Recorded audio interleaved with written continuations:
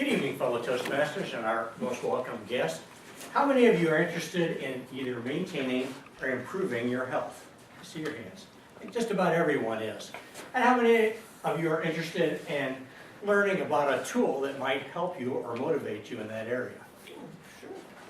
Well, at first I was going to make this as these two products against each other, but as I did a little bit more research, it turned out that with new product updates, there's very little difference. So I'm going to mostly talk about Jawbone. Jawbone is a glorified pedometer. It counts your steps. So it motivates you to walk, but it also does more than that. There's three areas that it helps you with.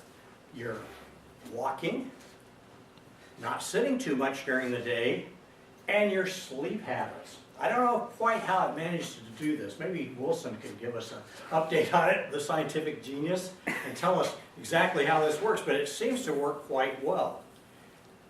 When I researched this back in March, I went with Jawbone because Fitbit didn't go on your wrist. This is the device right here, it just fits on your wrist. By the way, there are different colors, ladies. You can have, I don't know, red and blue and green, whatever, I don't know. And you had to stick it in a pocket and remember to keep it with you. And I knew that I would not be able to do that. So you put this on your wrist and basically you can just leave it there. You take a shower with it. You don't want to go into deep water, but a shower is fine. And the only time I ever take it off is when I want to recharge it or when I want to see what I've done during the day. We'll get into that in a minute. So unfortunately, it does not tell you all your exercise. Only walking and running. I've had it, I've been lifting weights and I've had it actually tell me that I was resting too much because I was in one place and it wasn't moving enough. But on the exercise part of it, it tells you how long you exercised your longest period during the day, how far you went during the day totally, how many steps you took, how many calories you burned. That's pretty nice. A lot of information.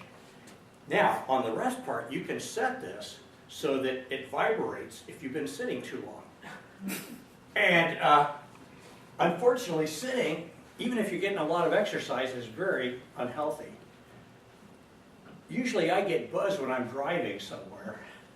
And what am I going to do? I can't hop out of the car and jog or walk along while I'm driving, so I kind of have to ignore it.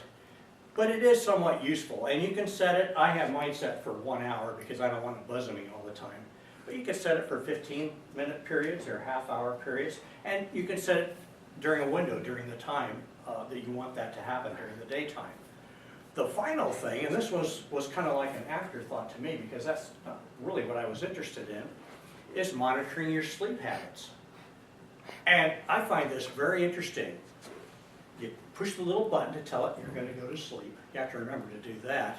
And then the next day, it tells you how long did it take you to get to sleep?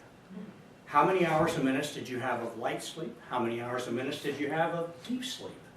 How many times did you get up in the night?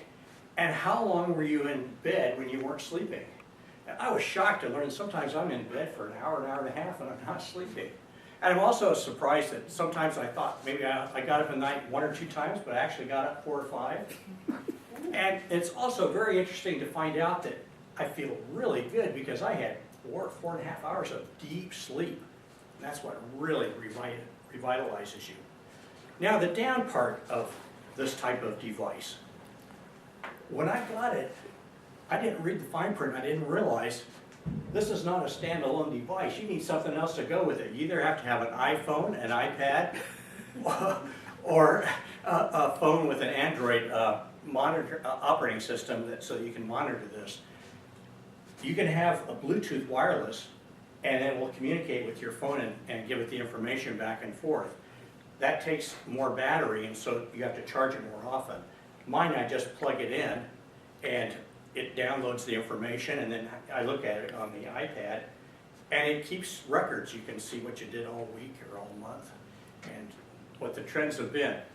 So that's kind of to me, is a little bit of a downer. And then the other thing I don't like is the fact that I can't look at this and tell how many steps I took today. So I might say, okay, my goal for today was 5,000 steps, and I'm at 80 steps, all I need to do is go out and do a few steps and I'll get my goal. But I don't know that until I plug it in and actually look and see what I did. So it's a little bit after the fact. I think regular pedometers, I've never had one, but can't you just look at them and tell when you've done? So I think that's a little bit better from that standpoint. But it does help you, motivate you to walk a little bit. I hurt my foot, so I'm not walking as much as I would have liked to.